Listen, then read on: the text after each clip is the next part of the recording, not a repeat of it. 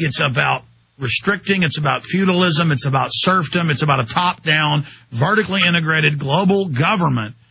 And it's about controlling human destiny and dumbing the mass down. I appreciate your call. The eugenicists are actually trying to dumb people down to make them more manageable. G. Edward Griffin? Well, yeah, no question about it. And I think this issue of overpopulation needs to be focused on. The evidence is very strong that in advanced societies, the population now is decreasing. Only in parts of the world is it increasing. I believe. So the answer is you increase the technology, and they all know that. G. Edward Griffin, final segment straight ahead. Stay with us. Riveting info.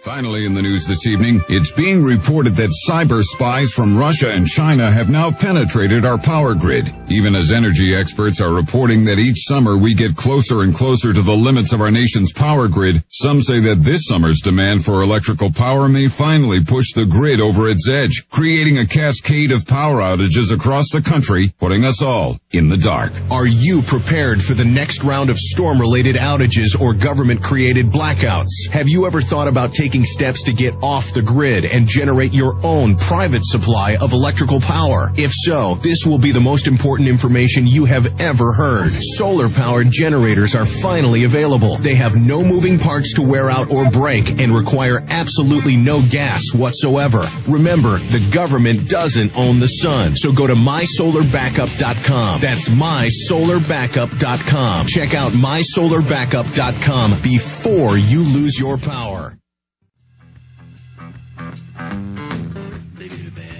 Final segment, and I got all these loaded phone lines here. I want to try to get to everybody. Rod in Kentucky, you're on the air with G. Edward Griffin. Go ahead. Hey, thanks for taking my call, Alex. Mr. Griffin, I want to say it's a pleasure to talk to you also. I use your CD, The Creature from Jekyll Island, as one of the intro packs I give to people to introduce them, to let them know what's going on. Okay. The main reason I called today is I just wanted to let you know, Alex, about the soft kill weapons, that I think one of the main things you stressed on it this morning is I went to the doctor, had a complete panel run, all blood tests. Everything was absolutely perfect.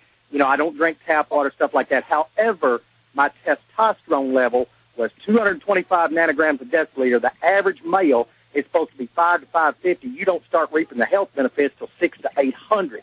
Now then, even if your blood panels and everything are good, if you live from middle age on with low testosterone, you are at much greater risk for heart attack, stroke, and prostate cancer.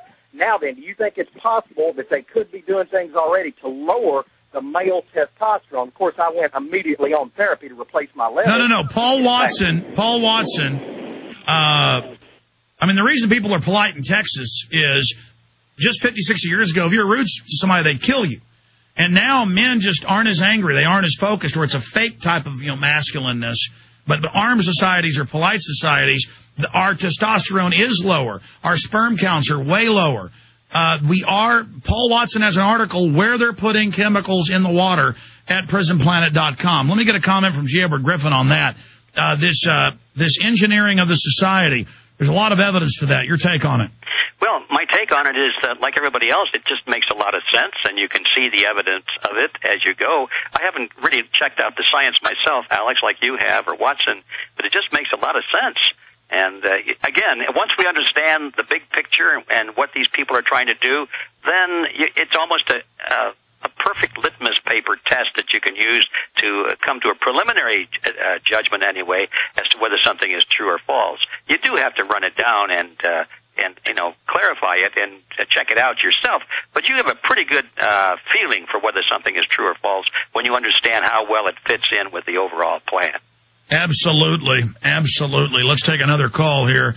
Let's talk to Chris in Maryland. You're on the air with G. Edward Griffin and Infowars.com. Go ahead. Hey, I had a question for you because I was talking to some fellows about this issue, but I did some reading on one of the websites, a lot like yours, where they had said that in the United States, down in the state of Alabama, they found a compound with trucks that had markings that looked a lot like they were Russian, and they were supposed to be drilling them to do civil disobedience and anti-riot. Now, let me explain. This is an old urban legend that's been around since the mid-'90s. This is how they debunk us.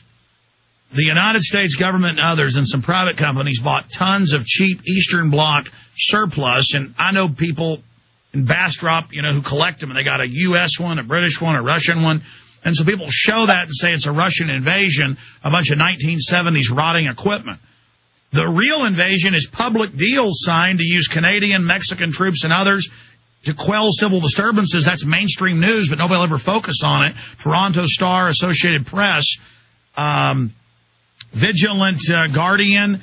The national level exercise going on now is with troops from 14 governments. That's Homeland Security site. But nobody will get into the real admitted stuff. Instead, they talk about what they heard or what they saw. I appreciate your call. I'm not saying you're a bad caller. I'm just correcting that. G. Edward Griffin, your comments on that? Well, again, I'm stuck with saying what you said, Alex. It's certainly true. You get a lot of disinformation out there, and unfortunately people will run with it because it has the grains of truth. But, no, you're absolutely right.